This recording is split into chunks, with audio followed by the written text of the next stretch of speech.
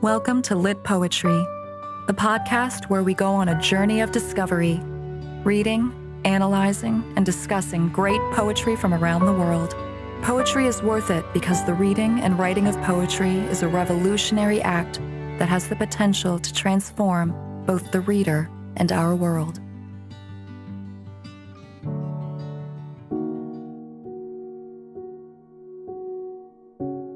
Welcome to the Litpoetry Podcast Season 1. I'm your host, James Laidler, Australian poet and writer. In this episode, we'll be lining up for our place in society with the provocative poem, The Applicant. In this poem, questions will be swallowed like big fat antidepressant pills. Minds will undergo shock therapy, genders will be straitjacketed, and people's hopes and freedoms will be thrown into padded cells for the insane. Welcome to the madhouse. Welcome to The Applicant by Sylvia Plath, read by the fantastic Lucy Freeman.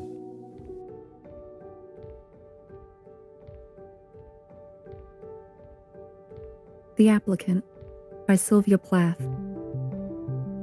First, are you our sort of a person? Do you wear a glass eye, false teeth, or a crutch? A brace or a hook? Rubber breasts or a rubber crotch? Stitches to show something's missing? No? No? Then how can we give you a thing? Stop crying. Open your hand. Empty? Empty. Here is a hand, to fill it and willing to bring teacups and roll away headaches and do whatever you tell it. Will you marry it? It is guaranteed to thumb shut your eyes at the end and dissolve of sorrow. We make new stock from the salt. I notice you're stark naked. How about this suit, black and stiff, but not a bad fit? Will you marry it? It is waterproof, shatterproof, proof against fire and bombs through the roof. Believe me, they'll bury you in it. Now your head, is empty. I have the ticket for that. Come here, sweetie, out of the closet. Well, what do you think of that? Naked as paper to start, but in 25 years, she'll be silver. In 50, gold. A living doll everywhere you look. It can sew, it can cook, it can talk. It works. There is nothing wrong with it. You have a hole. It's a poultice. You have an eye. It's an image. My boy, it's your last resort. Will you marry it? Marry it? Marry it?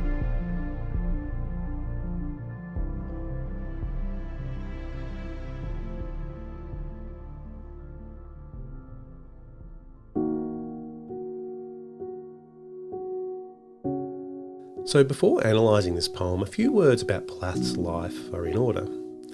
In the months leading up to her death by suicide in February 1963, Sylvia Plath wrote The Applicant in a time of intense productivity. She was only 30 years old.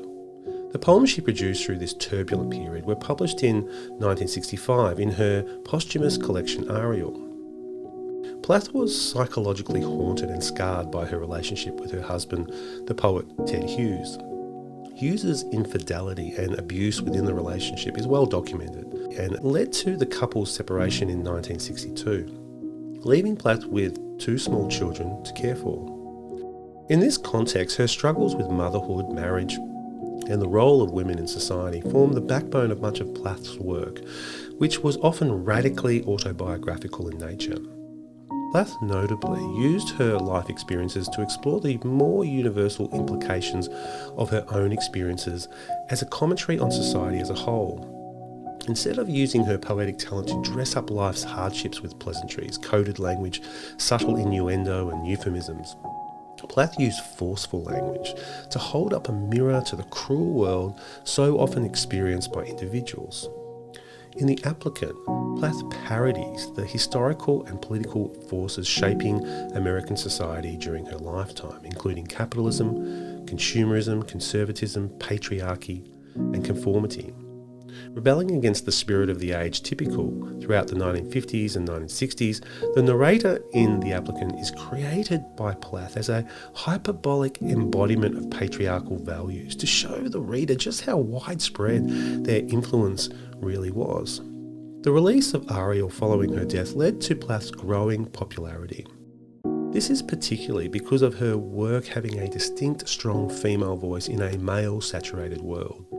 A voice that was unwavering, assertive, abrasive, insightful, vivid and rich. Plath's radical tendency towards the autobiographical also helped to popularise the confessional mode of poetry in society, a style notable for its straightforward and raw depictions of personal experiences. Plath's confessional style was partly influenced by Robert Lau, who mentored both Plath as well as Anne Sexton, who were both pioneering voices in the realm of second-wave feminism.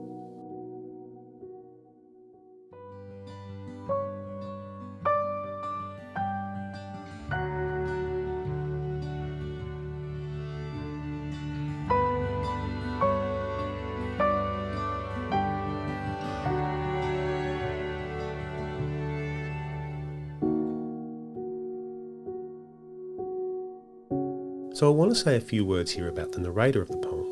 No significant background information is given in regards to the poem's narrator. The narrator's enigmatic presence reveals neither sex, age, or occupation. Despite this, it can be inferred that the narrator is either a manager or executive of some type, probably an affluent white-collar worker, either male or female. Of course, it is important to note that this poem is written in the form of a dramatic monologue, and that the narrator's underlying nature is therefore revealed through how they behave and what they say. In addressing the applicant, the narrator is assertive, bombastic and direct, determined to unsympathetically interrogate the applicant and strong-arm him into purchasing a wife without giving him any real opportunity to respond.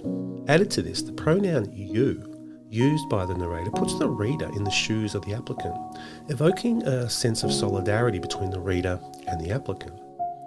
Overall, the narrator's mannerisms and cold-hearted behaviour makes them hardly human at all. In some ways, the narrator is perhaps not a specific person. Rather, Plath here, one could argue, has created the narrator as a satirical stand-in for society itself. According to this view, the narrator is simply the personification of big business interests, one that puts immense pressure on people to conform to narrow gender roles and values. In this way, the narrator could be seen as the embodiment of the marketplace itself, which privileges males over females and promotes a blind adherence to a consumerist and conformist way of life. The poem also contains many end-stop lines that reinforce the narrator's harshness. These end stops create sudden pauses that add to the terse, blunt and uncaring mood, especially because the average line in this poem is quite short. The punctuation at the end of line 1, for example, creates a concise, straightforward question and establishes the narrator's authority. The end stops in lines 7 to 9 also feel quite abrasive and forceful, almost as if the narrator is shouting orders at a child. How can we give you a thing? Stop crying. Open your hand. End stops fill the poem, creating groups of concise, commanding sentences that drive towards the poem's conclusion. In this way, it openly exposes the narrator's true intentions throughout the interview, to demand the applicant purchase a wife.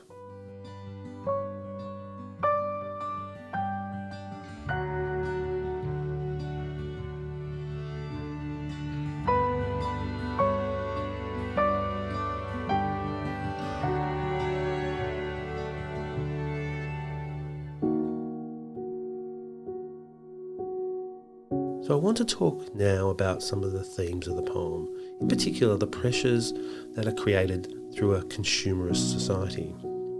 As the narrator interviews a silent, presumably male applicant to work out if he would make a suitable husband for a nondescript woman, the poem parodies the transactional structures and expectations of modern relationships. The interviewer or narrator in this setting functions as a kind of grotesque corporate salesperson, To get the deal over the line, the narrator berates the applicant about his perceived deficiencies as a man and objectifies his potential wife, turning her into a material solution to all the applicant's problems, a kind of automated machine that is designed to work once you coax it out of the closet and put it to use like an electrical appliance. Functioning as a personification of the marketplace, the narrator reveals how capitalist consumer culture constantly preys on human insecurities in order to promote the consumption of products. By accentuating the applicant's apparent deficiencies, the narrator manipulates the applicant to conform to social expectations that say he needs a wife. The narrator repeatedly refers to the notion of emptiness to suggest that the applicant is somehow incomplete. This is notable when the applicant is commanded to stretch out his hand and the narrator draws attention to the fact that it is empty, implying that there is something missing. The narrator also insinuates that there are other problems with the applicant, namely that he is stark naked, and that he would benefit specifically from a suit in order to blend him in harmoniously with society. Added to this, the narrator argues that the applicant's head is also empty. This engenders anxiety in the applicant by implying that his lack of a married partner not only makes him brainless, but also implies that he is unprotected from threats such as bombs and fire. To wrap up his pitch, the narrator also coins the phrase last resort, which sounds a lot like an advertising jingle such as buy now and last chance. Cleverly, the narrator, by pointing out the applicant's flaws, uses the stereotypical wife as the perfect solution to all these newly accentuated problems and insecurities. To market the applicant's potential wife as a consumer product that is esteemed first and foremost for its functionality, the narrator dehumanises the wife and strips her of all personality so that she becomes a kind of bland automaton that will comply to all his wishes. The wife will fill his empty hand, be the ticket to remedying his empty head, and mourn him in obedience when he eventually dies. Indeed, the wife is basically a Swiss Army knife that can deal with any dilemma, but Plath makes us feel that there is essentially something lifeless in these exchanges, something mechanical and wrong. You have a hole, it's a poultice. You have an eye, it's an image. Here the narrator doubles down on the wife's objectification and lack of agency by referring to her patronisingly as an it, and then later as a living doll to be toyed with by the husband. Language such as "it works, there's nothing wrong with it" reinforces the image of the applicant's potential wife as a machine, her value being derived from her utility. In other words, she is an investment that accrues value over time. Generally speaking, the narrator shows how market forces can play an insidious role in shaping the well-being of human beings. If left unchecked, such poisonous consumerism will erode the foundations of human life.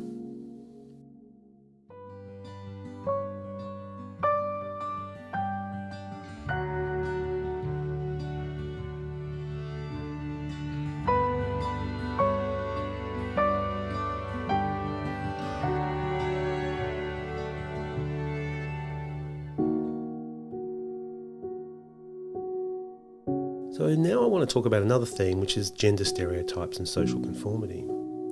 In this poem, the narrator reveals that patriarchal gender roles restrict the freedom of both men and women. Throughout the interview, the narrator evaluates the applicant against a restrictive masculine stereotype that promotes dominance as paramount to male identity. On the other side of the coin, the narrator pigeonholes the applicant's potential wife within a narrow archetype of what a woman should be, in an attempt to objectify and sell her off. In order to imprison both sexes within narrow gendered ideals, the narrator strips the potential wife and the applicant himself of their individuality and denies them their right to independence.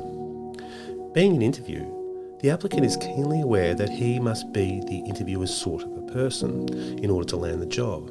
As such, the narrator uses his power in the situation to deny the applicant's own sense of thought and desire, and lays out a vision of manhood he must either comply with or perish. On the surface, the narrator puts forward a series of questions, but the reality is that any freedom the applicant has is just illusionary, menacingly asking from the start, "Are you our sort of a person?"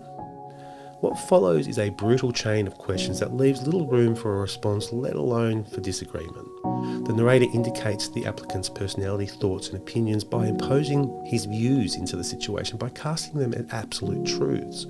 For instance, he emphatically says the applicant's head is empty. The only real question the applicant is asked is essentially rhetorical. Well, what do you think of that? With the applicant clearly expected to admire the potential wife being paraded in front of him like a car in a showroom. Likewise, by instructing the applicant that his wife will do whatever you tell it, the narrator is conditioning the applicant to adhere to gender expectations, where the man is meant to order the wife around in order to conform to social norms. At other times, the applicant is chided and told to act manly and stop crying. To conform to the manly stereotype, the narrator also forces a plain, stiff suit onto the applicant. That's not a bad fit. In doing this, the narrator's intention is to stifle the applicant's individuality and to force him to comply to the rigid, conservative attitude marriage represents in a patriarchal society. Throughout the poem, the narrator objectifies the proffered wife, marketing her as the perfect woman. She will bring teacups and roll away headaches, thumb shut your eyes, sew and cook, for example. Added to this, the applicant is encouraged to invest in his wife, as her value will accrue from paper to silver to gold. And by claiming that women will generally dissolve of sorrow, the narrator is arguing that women are emotional to the point of hysteria at times. So in other words, women are essentially nothing without men, reduced to tears from which we make new stock from the salt, probably from the salt in their tears. Another way of reading this reference to stock is that the narrator is comparing widows to food scraps, explaining that the organisation that the narrator works for recycles them into new stock. This metaphor is brutal. First, it is focused around maximising profit that can be derived from each woman. The term stock and its associations with merchandise and trade encourage this perspective, denying women a sense of personhood. But this image also implies that all women are more or less the same, easy to literally reduce, reuse and recycle altogether. Finally, stock is typically made by boiling down the remains of once living creatures. By equating women to meat, their bodies and their sexuality are emphasised as products and ingredients in a future meal, while also indicating that widowed women are used up, carcasses of their former selves. Finally, the applicant's potential wife is commonly referred to as it to diminish her humanity. She morphs into an absurd collection of body parts such as a hand to suggest her role as sexual object. The narrator also belittles and mocks her femininity by saying she drones on and on with the reference to talk, talk, talk, and by saying that there is nothing wrong with it, the narrator suggests that this is how a wife is supposed to behave.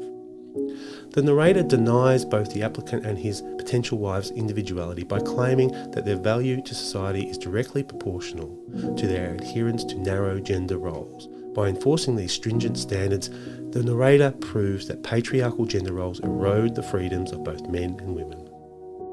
So it's time for me to wrap up things for this episode and say goodbye. Of course, if you want to access further resources on poetry or support our work, you can visit our website at www.litpoetry.com or simply subscribe to our podcast. A video analysis of this poem and video clip of the performance can be found on our YouTube channel as well. We'll finish by listening one final time to the poem. Thanks for listening, and I'll see you next time.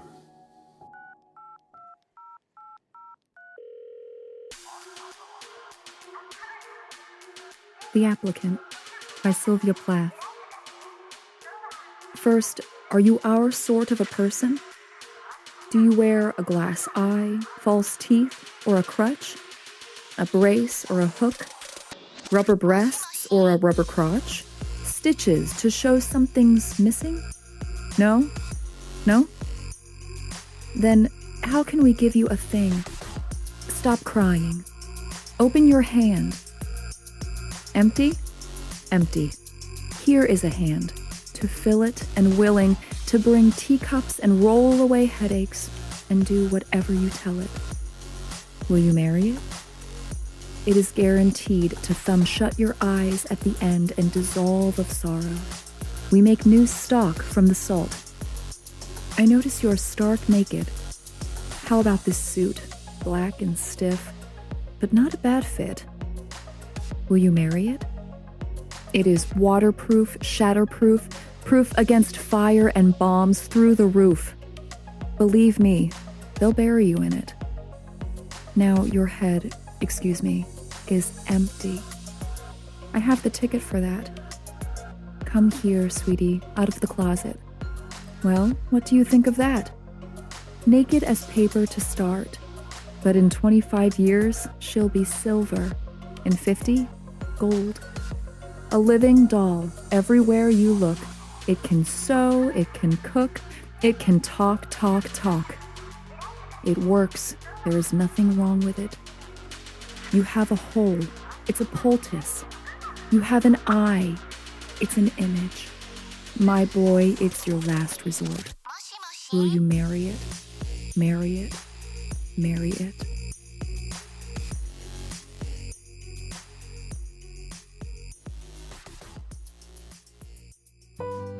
You've been listening to the Litpoetry Podcast, presented by James Laidler. For more podcasts, poetry videos, and other useful resources, visit our website at www.litpoetry.com. Thanks for listening.